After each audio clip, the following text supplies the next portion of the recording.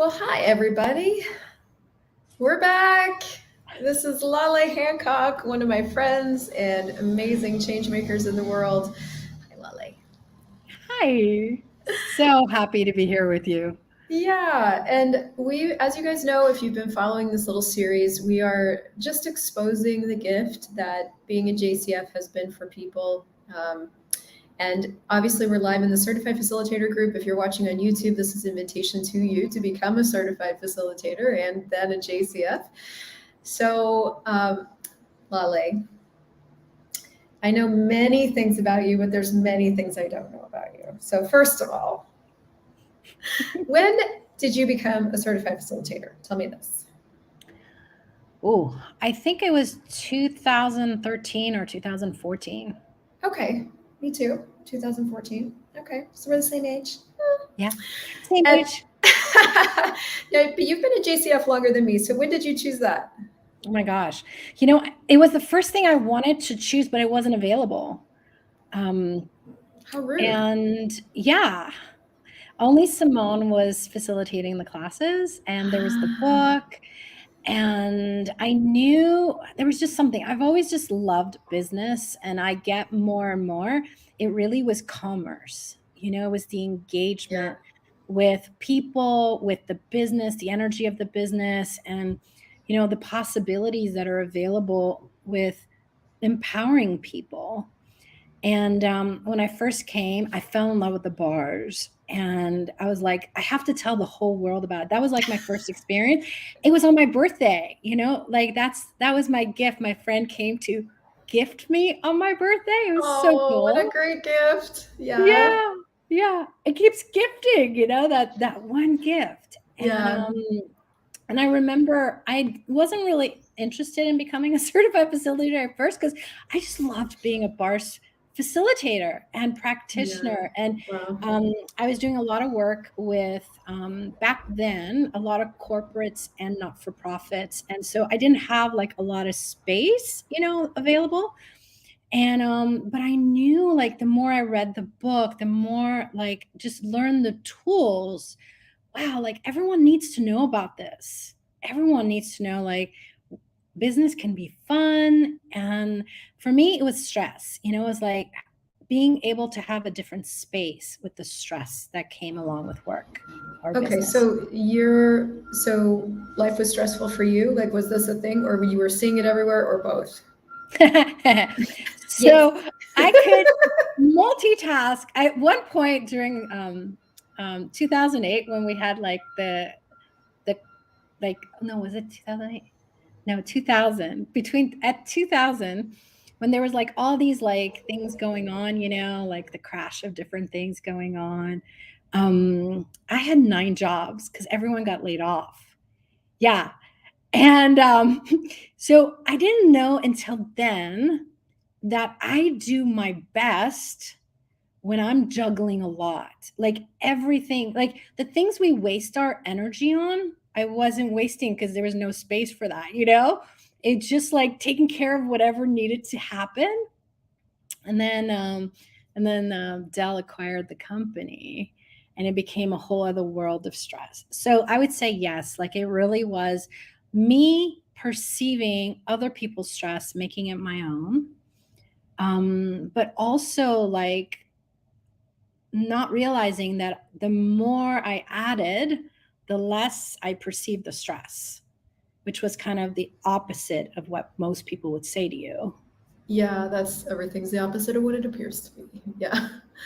So, have you always had, I know because I know that you've worked in corporate. I don't know the full extent of that, so that might be a whole other conversation, but have Yeah. you also always had like this entrepreneurial bone in your body, or was that something you developed? Or tell me more about your hashtag No. entrepreneur life. It's kind of funny. Yeah, I've over 30 at this point, like 32, 33 years in business, and Wow. majority of it was in corporate, and not for profit was towards the end of that. Okay. But I was 7 years old, and I would give my dad advice on how to grow his business. I loved business. And I remember like I was really good at organizing. And so like I would come a lot of times, like my dad would take me during summers, to his work. And I'd be like, how come you don't do it this way? It's so much easier. Like, so like it really was for me that I could come in and immediately perceive like, yeah, this is how they do things, but like if we do it this way, it'll be easier. And it Wow. really was that then people could also do more, like back then it was about doing. And so I realized like a lot of times, like even communication, like I'd be like, hey, have you talked to this person? No. Well, you might want to because they have the information you require. So it became like a game for me. I don't know how else to say it, but like it was fun to explore it from like all different angles. Yeah. So when you added access tools to your life, like what was one of the biggest changes for you or gifts that you noticed right away? Holy moly. I know. And it's like Only it's like one. a whole universe you just brought in, I know. I know. Um, um, I have to say the first thing for me was who does this belong to? And I'm 10, over 10, almost 11 years in access. And I say every day I perceive this tool from such a different space. So like I really got even like the stress or whatever it was, like once I remember the first time being like, okay, I have this tool. We're supposed to do it for 3 days. But I was always an overachiever. So I was like, I'm gonna do it for 3 weeks. I'm gonna do it for 3 years.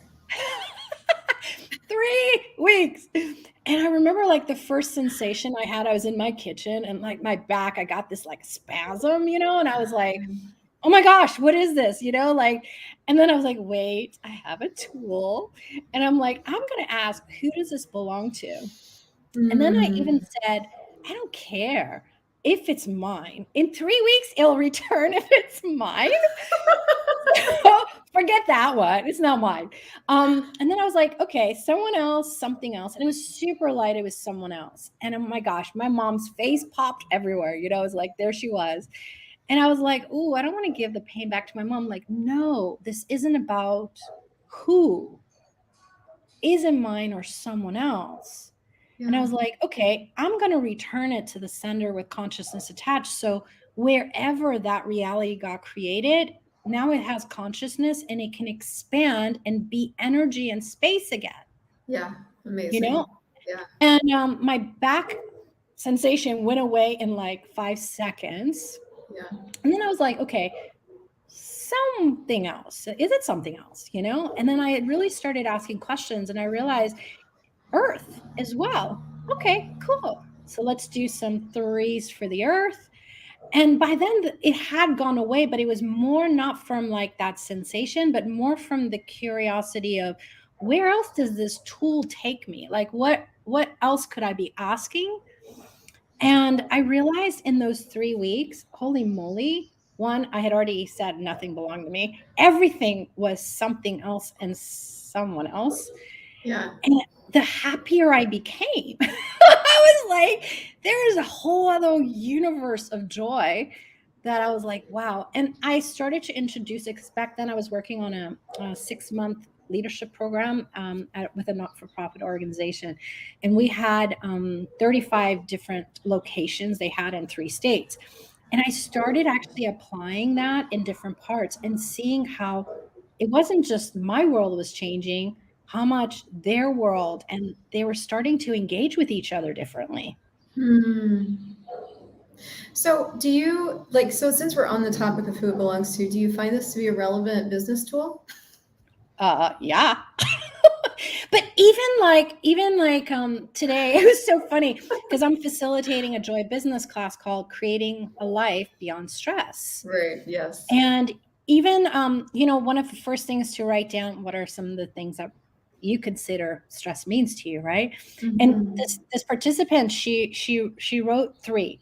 And when she got to number 2, I had asked, hey, ask which one of these is actually yours, someone else or something else. And she went to the number 2 and she was like, oh my God, it's not even mine.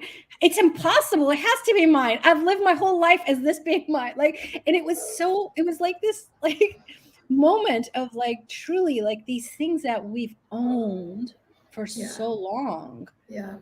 Realizing that doesn't belong to me. No. Holy moly. Like, whoa, there's just a whole new world. I've had a lot of awareness around. I mean, I constantly get awareness around that person. Like, let's categorize for a second, personally and in business. And what I've discovered is that so much of the way I've learned to function, almost at all of the way I've learned to function, isn't mine. And like in business for me, it's it gets now to be this discovery of like constant discovery of like, well, what's fun now? What can I choose now? It never now is from the past or from what someone else has done. And now it's like really this exploration of my own world kind of constantly, because nothing is mine. I get to just invent what's next. And that's been such a gift. And one of the things that was always weird about me that people thought was weird is I would ask the business, like for me, before I even knew there was this thing like, oh, the business has consciousness, I was like, oh, it has a voice. It talks to me. Like literally, I would hear it talk to me. Mm-hmm. How I was always different, a different kind of leader, was that no matter what was going on, I would always ask everyone, hey guys, ask the business a question, ask your project the question. And at first they would think like I was weird, like, what do you mean doesn't talk? And then they would actually, out of curiosity, play with it. And they'd realize there was this ease. You know what I mean? Like they were like, okay, like I worked in technology for a long time, and I had consultants who would go all around the world, working with Fortune 500, Fortune 100, or even like military and elsewhere. And it would be like this like we had the FBI, their whole email system went down, and my guys were the ones to go take care of it. They were the supermans of technology. And then they would show up, and it would be funny because they literally would say, what would Laleh say for us to do first? What would Laleh do? Not what Laleh do. What would she ask us to do first? Oh, ask us to do. I'm kidding. Laleh Jesus. Well, it happens. Sometimes you gotta be Jesus. That's so good. But it was because like even like through the most craziest, like sometimes they would call me at midnight, like, Laleh, this is like falling apart. The executive team's involved. What do you want to do? Whatever. And it'd be like, hey guys, have you laughed yet lately? Like, have you just said a joke to each other yet? It was like, I always thought joy was the secret sauce. My old website actually would say that. What if joy was the secret sauce you've been searching for your whole life, And it really was like, as soon as they would become, because they're a bunch of comics, like once they would start laughing, everything would work out. That's kind of true of life. Just a little bit, Yeah. So what would you say the greatest gift of being a JCF has been for you? Wow. Oh my gosh. I just felt so showered with so much energy when you said that.